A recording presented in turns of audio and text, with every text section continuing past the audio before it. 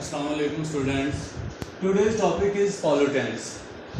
Pollutants ऐसी चीज़ों को कहते हैं जो पोल्यूशन की वजह बनते हैं, पोल्यूशन काज करते हैं। पॉल्यूटेंट्स बेसिकली तीन तरह के नुकसान पहुंचाते हैं, तीन तरह के होते हैं। इनमें से first one which pollute air, second one water and third one soil. इस चैप्टर के अंदर आपके पास एयर और वाटर के बारे में ज़्यादा डिटेल से लिखा, क्योंकि इससे नेक्स्ट चैप्टर वाटर का है, वहाँ पे इसकी एक्सप्लेनेशन ज़्यादा दी हुई है। इस चैप्टर के अंदर एयर की ज़्यादा एक्सप्लेनेशन की हुई है।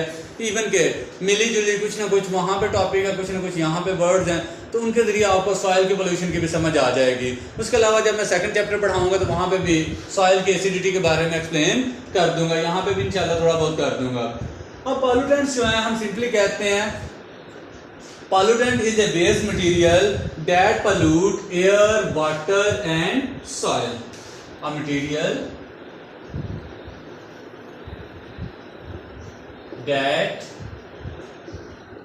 pollute air, water and soil.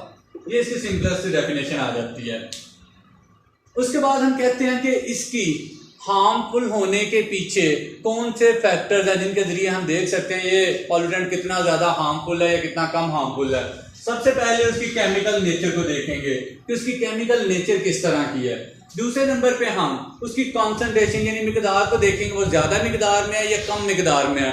Third one उसकी परसिस्टेंस, यानी वो कितनी देर तक स्टे कर सकती है चीज़ हमारी नेचर के अंदर। फॉर एग्जांपल अगर मैं कहता हूँ कि कोई चीज़ 10 दिन के बाद डिके होकर किसी और चीज़ के अंदर कन्वर्ट होगी, और एक चीज़ साल 2 साल तक डिके प्रॉपरली नहीं हो पाती, तो जो ज़्यादा अरसे तक हमारी नेचर के अंदर एग्जिस्ट कर रही है डेफिनेटली वो ज़्यादा देर तक हमें नुकसान पहुँचा रही है। तो हम इन तीन फैक्टर्स के जरिए इसकी इससे होने वाले नुकसान यानी इसके हार्मफुलनेस को चेक कर सकते हैं। बेटा यहाँ पे दो डेफिनेशन आएंगे, एक पॉल्यूटेंट्स की और एक वर्ड कभी आप जिंदगी में देखो कंटेमिनेंट। तो इन दोनों के अंदर कंफ्यूज नहीं होना। पॉल्यूटेंट्स का मतलब होता है कि वो चीज जो आपको नुकसान भी पहुंचाए, मीन एयर के अंदर, वाटर के अंदर, सॉइल के अंदर मिक्सअप होने के बाद, ऐड होने के बाद आपको नुकसान भी पहुंचाए। जबकि कंटेमिनेंट्स का मतलब सिंपली यही होता है कि कुछ चीज अगर इम्प्योर फॉर्म में है तो हम कहते हैं कि वो कंटेमिनेट हो चुकी है या वहां पे कंटेमिनेशन हो चुकी है एंड सो ऑन। तो अगर किसी चीज की प्योरिटी को खत्म करके इम्प्योर फॉर्म में लेके आया जाए तो कंटेमिनेशन कहलाएगा। लेकिन अगर किसी चीज के अंदर ऐसे पार्टिकल, ऐसे केमिकल्स ऐड हो जाते हैं जो आपकी सेहत के लिए, आपके एनवायरनमेंट के लिए नुकसानदेह होते हैं, तो उसको हम पॉल्यूटेंट्स कहते हैं। इन दो डेफिनेशन के अंदर कभी भी कंफ्यूज नहीं होना, क्योंकि ये दोनों वर्ड बार बार आपको केमिस्ट्री के अंदर, एनवायरमेंटल केमिस्ट्री के अंदर पढ़ने पड़ सकते हैं। अच्छा बेटा, उससे नेक्स्ट हम बात करते हैं पॉल्यूटेंट्स की। हमने डेफिनेशन कर ली, पॉल्यूटेंट्स के थोड़े बहुत नुकसान और वहां से होने वाले मुख्तलिफ प्रॉब्लम या उनकी सेवरिटी या उसके नुकसान के पीछे जो फैक्टर्स हैं उनकी भी स्टडी कर ली। बेटा इन पॉल्यूटेंट्स की दो टाइप्स होती हैं। First one is known as primary pollutants and second one definitely secondary pollutants. इनके नाम से ही वाज़ेह है, प्राइमरी मीन जो इनिशियली केमिकल कहीं से प्रोड्यूस होते हैं, एग्जॉस्ट होते हैं, वो हमारी सेहत के लिए, हमारे एनवायरनमेंट के लिए, हमारी एयर के लिए, वाटर के लिए नुकसानदेह, उनको हम सिंपली प्राइमरी पॉल्यूटेंट्स का नाम देंगे। लेकिन अगर यही प्राइमरी पॉल्यूटेंट किसी न किसी चीज के साथ रिएक्ट करके किसी दूसरी चीज के अंदर कन्वर्ट हो जाते हैं, तो वो जो नई चीज प्रोड्यूस होगी जो हमारे सॉइल, हमारे वाटर, हमारी एयर के लिए नुकसानदेह है, उसको हम सेकेंडरी पॉल्यूटेंट का नाम देंगे। क्योंकि प्राइमरी पॉल्यूटेंट्स के रिएक्ट करने के बाद जो नई चीज प्रोड्यूस हो रही है उसको हम सेकेंडरी पॉल्यूटेंट का नाम देंगे, यानी वो सेकेंडरी स्टेज के अंदर एंटर हो चुकी है।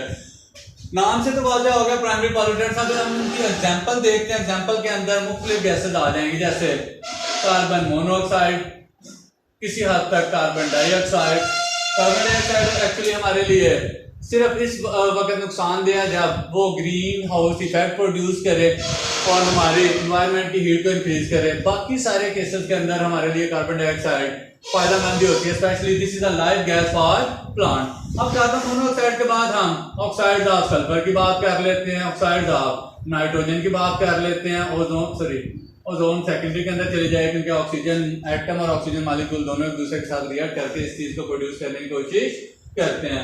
हम हाइड्रोकार्बन यानी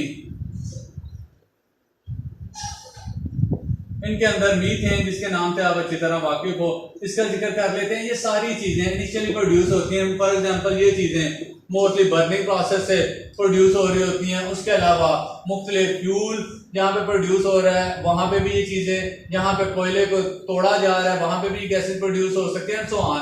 सो ये डिफरेंट गैसेस, इनका मेन सोर्स कंबस्टन होता है। यानी जब हम गाड़ियों के अंदर, इंडस्ट्रीज के अंदर, घरों में या खुली फिजा में कहीं पे भी, यहाँ पे फॉरेस्ट फायर, जंगलों को आग लग जाती है तो इस तरह की मुख्तलिफ गैसेस वहां से रिलीज होती हैं। ये मुख्तलिफ गैसेस खुद भी नुकसानदेह हैं अगर इनको इनहेल किया जाए। फॉर एग्जांपल कार्बन मोनोऑक्साइड को अगर ज्यादा देर तक इनहेल किया जाए तो ये आपका हेमोग्लोबिन को बाइंड कर देती है, बांध देती है। ये मैक्रो मॉलिक्यूल होता है जो हमारे लंग्स से ऑक्सीजन को कैरी करके हमारे ब्लड तक पहुंचाता है, रेस्पिरेशन का प्रोसेस पॉसिबल करता है, जिसके जरिए हमारी बॉडी को प्रॉपरली एनर्जी मिलती है, सो ऑन। तो अगर कार्बन मोनोऑक्साइड बॉडी के अंदर ज्यादा हो जाए, हेमोग्लोबिन को बाइंड कर दे, ऑक्सीजन लंग से ब्लड तक कैरी ही ना हो रही हो, तो डेफिनेटली वहां पे मुख्तलिफ प्रॉब्लम हो सकती है, आपकी बॉडी की एनर्जी रिक्वायरमेंट पूरी नहीं होंगी।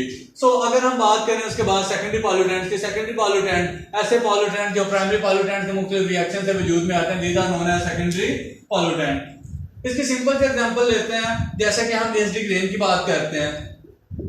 तो ये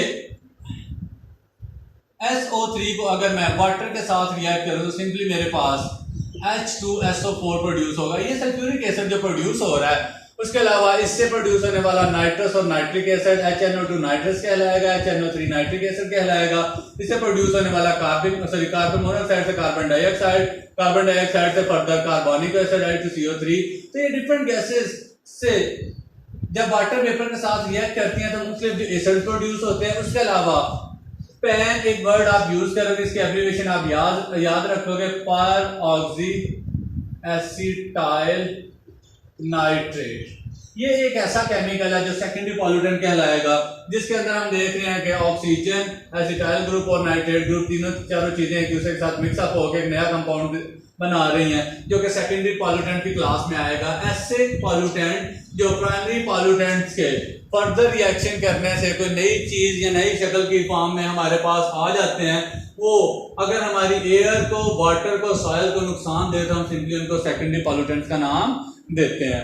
बेटा ये पूरा टॉपिक आपने अच्छी तरह से करना है, इंपॉर्टेंट टॉपिक है, इसको अच्छी तरह से लर्न करें। इनकी डेफिनेशन और इनकी एग्जांपल जितनी भी हैं सारी आपने करने की कोशिश करनी है। Thank you, Allah Hafiz.